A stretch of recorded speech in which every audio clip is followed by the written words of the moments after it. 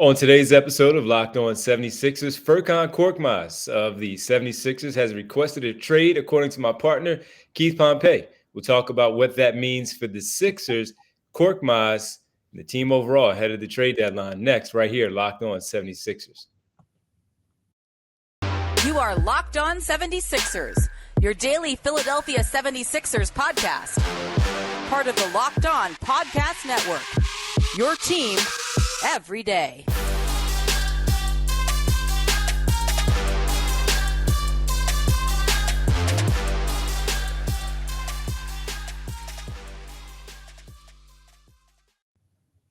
Today's episode is brought to you by PrizePicks.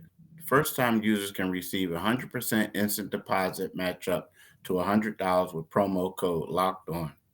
That's PrizePicks.com, promo code LOCKEDON. What's good, D? What's good, man? Again, trade deadline week is good for me. That's all I'm worried about at this point. The Sixers playing on Wednesday, so we'll get to that a little bit more tomorrow. But the deadline is really what it's all about, man. And as we get started, we want to welcome everybody. You are Locked On 76ers. I'm Devon Gibbons from 97.5 The Fanatic Radio in Philadelphia, alongside my co-host Keith Pompey, Sixers beat writer for TheInquirer.com. We thank you for making Locked On 76ers your first listen every day. And remember, Locked On 76ers is free and available on all platforms, including right here on YouTube at Locked On 76ers. And if you are watching us on YouTube, we had a little mix-up there with the technology where our boxes are switched to the different sides with our name underneath our Twitter handles. So just a little glitch in the system. Don't worry about it. It'll be back to normal soon. But we got to talk about a lot, Keith, from the Furkan Korkmaz piece that you released on Tuesday morning. Discuss that. Also get into what this team, should they do anything at the trade deadline as things are starting to heat up with the Kyrie Irving piece of it all. And in general, with that, we'll just kind of branch off into a little bit more as we play this whole thing out. But let's start with this piece that you had on the Inquirer.com. Furkan Korkmaz, what is he? Year 5, year 6 now in the NBA? Year 5. He came in when Ben Simmons did, right? So year 5, year 6, Furkan Korkmaz has had an up and down career, always been a reserve, but sometimes he is a guy that you can count on. He's in the rotation, especially with Brett Brown here. Doc Rivers gave him a chance. Now he's out of the rotation, Keith, and he doesn't seem happy about it to request this trade. As a player coming in this season, I wasn't sure what he was going to be in the mix. He was actually out of my top 10 of the rotation for Doc Rivers at the beginning of the season, and that has continued where Shake Milton has jumped into the top 10, Matisse Thybulle has jumped out, and everyone else that we thought would be in there are in there. And he's unhappy about his role here, it seems, and is requesting a trade. So what did he say? What did you hear to feel comfortable? I don't know what he said. I put it this way. The guy just wants to be traded. And here's the thing. I'm not mad at him. Like you said, think about this last year. It was at this point last year, him and Shake Milton were out of the rotation last year. And then all of a sudden people got hurt and then they start playing well, right? And then now the thing is, it's kind of like, not to say like what he said. Right. But this is the deal. He's looking at it. He wants to play. And there's nothing against the 76ers team, but he's a guy in his prime career. He feels like he can play. It's just that right now it's just a numbers game, and he's not going to play. So let's face it, he also knows that the 76ers don't have any plans for him at all. So what he did is his agent went to him and said, hey, we want to be traded. And Daryl Morey, from what I was told, was like, okay. And what we'll try to do is we're going to try to package you in a deal with somebody. Like, for instance, if they trade Matisse, he'll probably be packaged. Now, the problem when you get packaged in deals like that, sometimes they're just using your salary to make something work. Sure. And oftentimes when teams use your salary to make something work, they might waive you. Again, he has $5 million coming on the books next year, but they may waive. He could get waived, right? So, and I don't even know if that's guaranteed. I got to check it out. But so it's not like the team is going after him because they need him or they want him. It's like they're trying to make a deal work. The thing about Furkan is he showed a lot of glimpses of that he could play, but he's never been around or got enough playing time long enough to sustain it. There are some who say he can't defend. They say he's inconsistent, but at the same time, I think he's a little streaky. But at the same time, I do think that he can help a team. Just looking at his salary, it looks like 5.3 is guaranteed. Of course, we don't know if that's if he's waived the cap hit on it. If he is waived, the cap hit is 5.3, so it's his full salary. That's the cap hit. So I'd imagine, based on what I was just reading, is that he would have to be on the team. Now, if they get waived, if he does get waived, you just wonder how much of that goes into it. Yeah, his money that he's able to keep in the whole deal. But as far as the player goes, coming back from Turkey, seemed like he had a pretty good run in the Euro basketball this summer. Coming back and of course working on things. And there's some Furkan Korkmaz fans here in the city, and there are others who just simply believe that he's there wasting a roster spot at 6'7", and he's supposed to be a shooter, but he can't really shoot consistently enough to garner the minutes that we've been talking about. And I got to tell you, Keith, when I saw him in the preseason games early and some of the run that he did get earlier in the season, especially when all the guards and stuff went down, they tried him and it just didn't work out. However, his shot didn't. He's always been a quick release guy, but when I watch him, he seems a little bit different with his shot. He's always been able to catch the ball high, keep the ball high, shoot it while he's already up in full motion. He doesn't have to bring the ball down. He could fire off a shot. That has never really been him. And then he's fading a little bit more too. So you wonder how much he's pressing, and his shot just doesn't look the same to me since he came back from the summer. So that's just my observation of watching him in the little minutes that we have seen. And I wonder if the coaches see the same thing, which is why they can't trust him to put him on the floor, plus the numbers crunch part that you're talking about. Yeah, we'll see. I mean, I think it also has to do a lot to do with his defense too, and they thought they got, I mean, let's face it, what happened is the 76ers went out there and acquired these new guys. They got Daniel House, they got DeAnthony Melton, and they have PJ Tucker, right? You got James Harden too. So you basically go and play the guys that you brought in, right? All these other guys like Shake, he had to play phenomenally for him to get in the rotation, and he stayed in. Outside of that, the rest of these reserves, they're like yesterday news, so to speak. So in a way, you can argue that none of them really got a chance. I mean, nothing against it, but it's kind of like, you get a first round pick. You want to try that person out. You go out there and you draft somebody or you acquire them. You want to give them every opportunity to struggle. And maybe he is pressing, but that could be something about he wants to go out there and show what he can do, and he's doing it. But at the same time, you look at it, and of all the guys, if we're going to be real, even down to Paul Reed, of all the guys who are basically getting burned that they deserve to get or in the rotation that might be happy, is Shake Milton. The rest of them aren't. Now I'm not including George Niang in there because he came last year, but I'm talking about the holdovers. None of these guys are probably getting the minutes that they would like to get. Fair enough. Fair enough. And with that, we need to talk about what this team needs to do or not need to do on the other side. Do they need to make a trade, or do they need to just stand pat? Are they good enough to stand pat and make a run in the East? We'll tap into that next right here on Locked On 76ers. And as we do that and get ready for the trade deadline, as we stay up all night watching for the alerts from Keith Pompey, coming from Wednesday night into Thursday morning. No sleep. Team no sleep. Keith and I probably going to have a Built Bar instead of eating, some unhealthy things after that Boston game. I wonder how much that'll tell the story too, the Boston game, if that'll help lean down Morey and Elton Brand in one direction. But if you're looking for a delicious treat but don't want all the fat and the calories, you got to try a Built Bar. Keep telling you, and I'm telling you this because it's good. We just go through the holidays. Everybody has a goal, New Year's resolutions. You want to eat a little healthier, and it's just something that you want to do, but you don't want to compromise that taste when you get there for this new treat that you have. You got to try Built. And with Built, healthy is actually tasty. Seriously, they're so delicious, you won't think they're good for you. Perfect for your New Year's resolution as you go to the gym, at work, quick snack, whatever it might be. This is the perfect snack for you.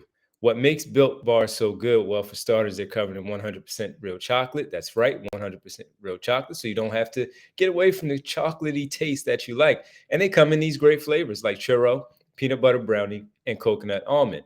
I'm not sure how Built does it. I have no idea, but these bars taste like a candy bar while maintaining amazing macros. And what's even better is they're healthy. Only 130 calories, 4 grams of sugar, and a whopping 17 grams of protein. And now you don't need to wait around for a box of Built. For years, we've been telling you about Built.com to order your Built bars. Well, now you can get them at your local Walmart or Sam's Club. That's right.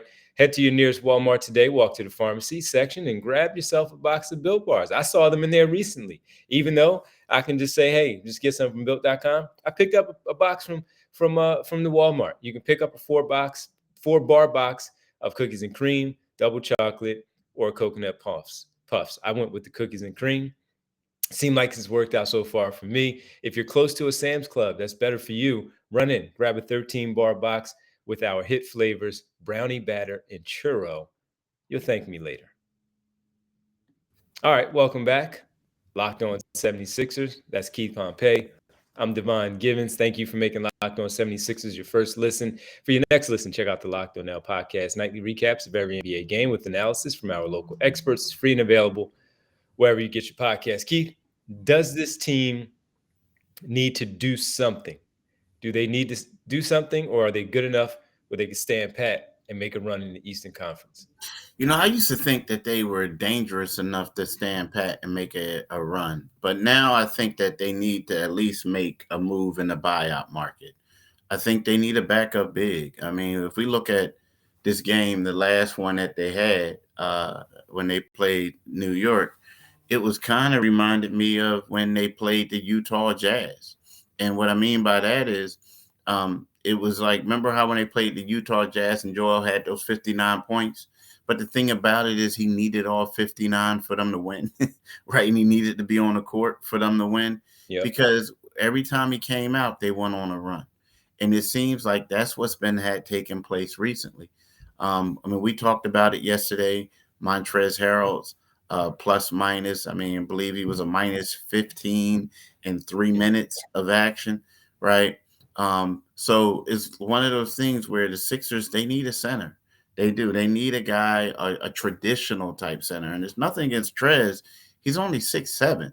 You know, Paul Reed, 6'9".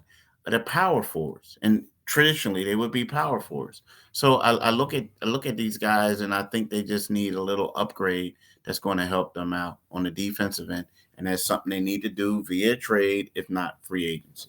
I do think, to your point, and let's not forget, you know, Doc Rivers likes to run that PJ Tucker part of things too at the center position, give him minutes. And that's probably not going to cut it. Yeah, he can probably do that in special occasions, those situational moves where he puts those lineups together and have them out there. But for the most part, you're probably going to need, and look, it may not be Andre Drummond or Dwight Howard from the last 2 seasons where they were successful behind Embiid and helping them in that role.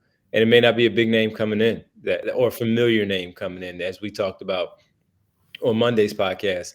Nerlens Noel, you mentioned Rashawn Holmes last week as well. May not be those big type of names, but they do need something. And I'm very curious to see if it does go in that direction. As far as is and what they have, you would hope that even as is, if they are unable to do something, that, to your point, they're able to bring in somebody from the buyout. There will be players there, whether they're players on current rosters or players that have been there for the first 50 plus games that the Sixers have played already and are still available. And they decide that now, after striking out at the deadline, that they need to go and acquire one of these other players, namely Hassan Whiteside, DeMarcus Cousins, etc. Those are the types of names that are out there. They don't wow me. And even with DeMarcus Cousins, while he has the big body, 6'10", 6'11", defensively, again, doesn't solve a problem. Hassan Whiteside solves the problem defensively, but can he move and can he be trusted? those are the questions, and I'm sure we'll get to those later. But as is, I think they can make a run. I think they can make an even better run, or I feel more comfortable with their run coming if they add another body in that front court. So that's it for me. On the other side, the final segment here for us, as we talk about big names, Keith, I want to throw that at you because we hear, first of all, Kevin Durant. He's there in Brooklyn, and Kyrie Irving is now a part of the Dallas Mavericks organization. We hear other big names out there. Will the Sixers be involved in any of these? Daryl Morey likes to make moves. Will Daryl Morey strike for a bigger deal instead of the smaller ones that we're talking about? Tap into that next, right here, Locked On 76ers. Let's talk about PrizePicks, right? The thing about PrizePicks is the thing I like about it is because it's easy. Like you can say, hey, I'm taking Luka Doncic to score more than 26.5 points. That's going to happen. LeBron James to have more than 7.5 rebounds. Or the way it's going right now is LeBron going to get 37 points or something like that, right, to break the record. Kevin Durant to get less than 6.5 assists, and Steph Curry to have more than 3.5 three-pointers, right? So with PrizePicks, you pick 2 to 6 players, and if they will score more or less than their PrizePicks projections, you can win up to 25 times your money on any entry. There's no competing against other people. It's just you and the projections available. PrizePicks offers projections on any sport that you wish, right? That you watch. It can include NBA, NHL, MLB, right? Entries can be made up in 60 seconds or less. It's that easy. Safe and fast withdrawals, currently operational in 30 states and Canada. So this is how you do it. You download the PrizePicks app or go to theprizepicks.com to sign up and play daily fantasy sports. First-time users can receive 100% instant deposit match up to $100 with the promo code Locked On. If you deposit $100, PrizePicks will give you $100 deposit. If you deposit $50, PrizePicks will give you $50. Don't forget to enter the promo code Locked On at sign up for an instant deposit match up to $100. Do it today, people. Definitely do it today. Welcome back to Locked On 76ers. Keith Pompey, I'm Devon Givens. All right, Keith, the Kyrie Irving trade goes down on Sunday, and a lot of the talk then shifts to, will Ben Simmons be moved? How about Kevin Durant? And while Ben Simmons, of course, he's not going anywhere as far as coming back to Philadelphia. What are the chances that, as you hear some of these other big names that are out there, Keith, that you feel, or at least for you, your gut tells you about the Sixers jumping in on a bigger name as they go all in for a championship run this season? I don't think the Sixers can afford it, man. Unless, it's. I would say in the past, like these A-list dudes normally didn't get traded. Now they are starting to get traded, but in the past they didn't. But when you look at the 76ers, who are you going to give up? In order for you to give up one of those A-list guys, you would probably have to relinquish Tobias Harris's contract, right? So the question is, if you're going to be, let's say, Kevin Durant, for instance, is Tobias Harris and Tyrese Maxey going to get you Kevin Durant? Probably not. You know what I mean? It's not going to happen. And I think both of them are great good players, but they're not Kevin Durant. Like, in order for you to get like a Kevin Durant player, typically you're going to have to get somebody else that's similar to that. You know what I mean? Like you're just going to have to. You're going to have to. Now, people may say, look at Kyrie. I understand that, but it was a completely different situation. They couldn't wait to get him out of town. So I don't see the Sixers being able to get like a top-notch superstar, in the trade. Definitely different from last trade deadline where they acquired James Harden for Ben Simmons. That was the right type of deal. That's where they were at that point. They had a player that they were motivated to move on from, similar to what we just saw with Kyrie Irving. Although the Sixers lasted for the whole first part of the season up to the deadline, what Kyrie Irving just said a couple of days ago at the end of last week. So I agree with you.